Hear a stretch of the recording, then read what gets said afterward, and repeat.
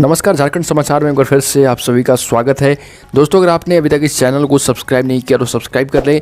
यहाँ पर आपको दोस्तों झारखंड की सिलेक्टेड और काम की खबर रोजाना 25 फटाफट खबर मिलती है।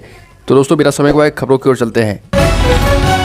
सबसे पहली और बड़ी खबर आदिवासी सेंगल अभियान की ओर से चास प्रखंड के कनारी पंचायत में मुख्यमंत्री हेमंत सोरेन का पुतला दहन करते हुए राज्य में प्रस्तावित निवेश का विरोध किया गया। मौके पर जिलाध्यक्ष सुखदेव मुर्मू ने कहा कि भाजपा और झामुमो सरकार में कोई ज़्यादा फर्क नहीं है। पहले रघुवर दास ने दुनिया भर के पूंजीपतियों व उद्योगपतियों को निवेश के लिए रांची बुलाकर विकास का हाथी उड़ाया था और अब हेमंत सोरेन सरकार ने झारखंडी जन की नज़रों से बचाकर रांची नहीं बल्कि दिल्ली में निवेशकों को आमंत्रित किया। झारखंड में प्रोन्नति व ग्रेड पे को लेकर आंदोलन करेंगे अभियंता। डिप्लोमा अभियंता संघ झारखंड के महामंत्री बने पलामू के गुप्तेश्वर राम ने अभियंता दिवस के बाद ये बड़ा निर्णय लिया है। प्रमोशन से हजारों अभियंता वंचित है। प्रमोशन पाकर जो अब तक एसी हो जाते वो अभी तक कोई जेई के पद पर ही है और इसको लेकर सैकड़ों लोग प्रमोशन के इंतजार में रिटायर हो गए और इसको लेकर बड़ा आंदोलन किया जाएगा। अगली खबर, झारखंड के युवाओं के पास इनकम टैक्स विभाग में नौकरी हासिल करने का बड़ा मौका। कार्यालय प्रधान मुख्य आयकर आयुक्त भुवनेश्वर ने income tax inspector, stenographer grade 2 और टैक्स असिस्टेंट के लिए आवेदन मांगे और इस नोटिफिकेशन के अनुसार मल्टीटास्किंग स्टाफ के 4 पद, स्टेनोग्राफर ग्रेड 2 पर, टैक्स असिस्टेंट के 7 पद और इनकम टैक्स इंस्पेक्टर के 3 पदों पर नियुक्ति की जाएगी।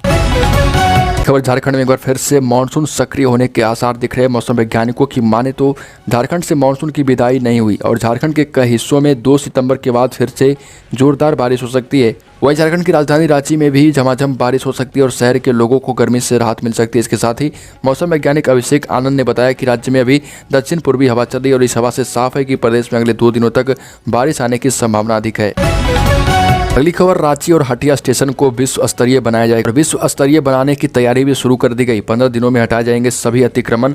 प्रधानमंत्री नरेंद्र मोदी ने देश भर के 4000 स्टेशनों को विश्व स्तरीय स्टेशन बनाने की घोषणा की, जिसमें से रांची और हटिया स्टेशन को भी शामिल किया गया है और इन स्टेशनों पर एयरपोर्ट की तरह ही सुविधाएं यात्रियों को मुहैया कराई जाएगी। इस महत्वाकांक्षी प्रोजेक्ट के लिए झारखंड से सिर्फ 2 रांची और हटिया स्टेशन का चयन किया गया है। इस महत्वाकांक्षी परियोजना को अमली जामा पहनाने में किसी तरह की अड़चन न आ जाए, इसे देखते हुए रेल मंडल प्रशासन ने तैयारी शुरू कर दी है।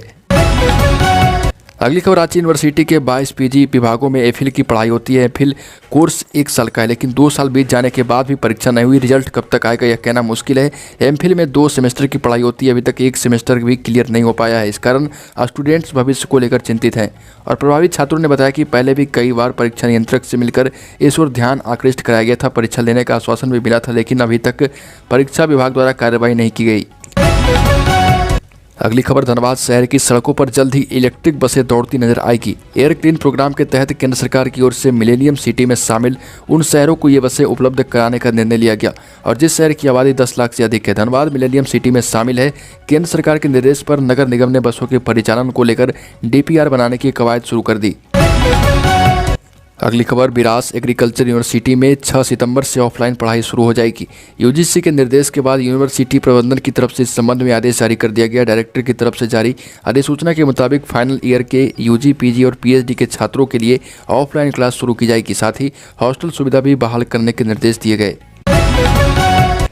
अगली खबर, झारखंड के स्वास्थ्य मंत्री बन्ना गुप्ता ने केंद्र की मोदी सरकार पर बड़ा आरोप लगाया। उन्होंने कहा कि देश भर में कॉर्निया डिस्ट्रीब्यूशन की व्यवस्था सही नहीं है। इसके लिए कॉर्निया बैंक में पड़ा रहता है, लेकिन जरूरतमंदों को समय पर नहीं मिल पाता और कहा गया कि देश भर में कुल 109 आई बैंक है और इन सभी के बीच समन्वय का अभाव है और इसके लिए वह केंद्र सरकार को पत्र लिखेंगे। अगली खबर, झारखंड के पूर्व सीएम बाबूलाल मरांडी के सलाहकार सुनील तिवारी को सिविल कोर्ट से राहत नहीं मिली। रांची सिविल कोर्ट के न्यायायुक्त विशाल श्रीवास्तव की कोर्ट ने इनकी अग्रिम जमानत याचिका खारिज कर दी है और इनकी अग्रिम जमानत याचिका पर रांची सिविल कोर्ट में सुनवाई के दौरान दोनों तरफ से अपना पक्ष रखा गया। विशेष लोक अभियोजक प्रदीप कुमार चौरसिया ने मामले का विरोध भी किया। अगली खबर, झारखंड में 231 करोड़ से 25 पुल बना तो दिए गए, लेकिन पहुंचने का रास्ता नहीं बनाया गया। इससे ये सभी पुल 5 से 10 सालों से बेकार पड़े हैं।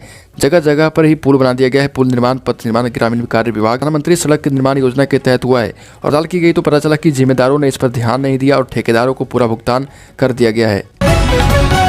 वरिष्ठ केंद्र सरकार ने एक बार फिर झारखंड सरकार के खाते से दामोदर वैली कॉर्पोरेशन के बकाये के 714 करोड़ रुपए काट दिए।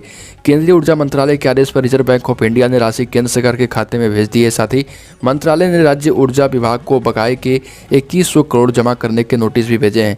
राज्य के वित्त मंत्री डॉक्टर रामेश्वर उरांव ने इस कार्रवाई पर कड़ी आपत्ति जताई है और कहा कि केंद्र का भाजपा शासित राज्यों पर अरबों रुपये बकाया है, पर उन पर कार्रवाई नहीं हो पा रही।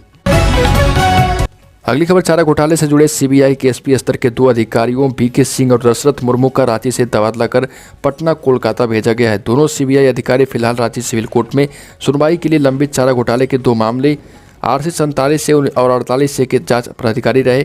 पूर्व में पटना हाईकोर्ट और बाद में झारखंड हाईकोर्ट के निर्देश पर सीबीआई के सीनियर अधिकारी चारा घोटाले मामले की सुनवाई में लगातार मॉनिटरिंग कर रहे। अगली खबर, झारखंड स्वास्थ्य विभाग कोरोना की तीसरी लहर की तैयारियों के तहत 24 नियोनेटल एम्बुलेंस सहित कुल 89 नए एम्बुलेंस खरीदेगा। स्वास्थ्य विभाग की ओर से संकल्प जारी किया गया। खरीदे जाने वाले एम्बुलेंस में 25 advance life support ambulance, 40 basic life support ambulance और 24 नियोनेटल एम्बुलेंस शामिल है।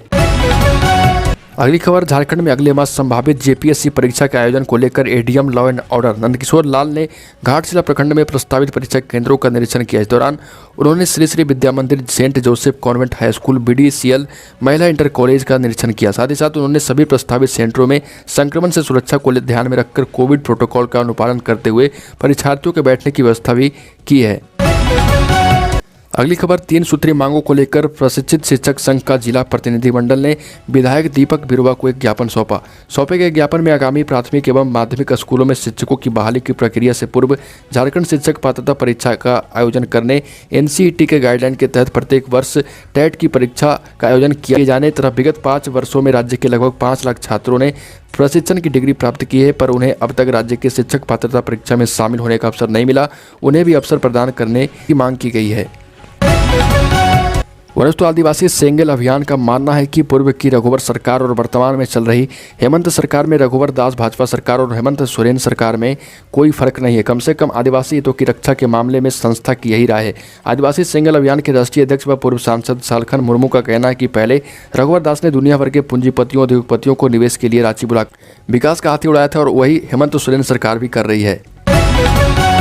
तो दोस्तों, झारखंड की खबरों में अभी के लिए इतना ही। अगर आपने अभी तक इस चैनल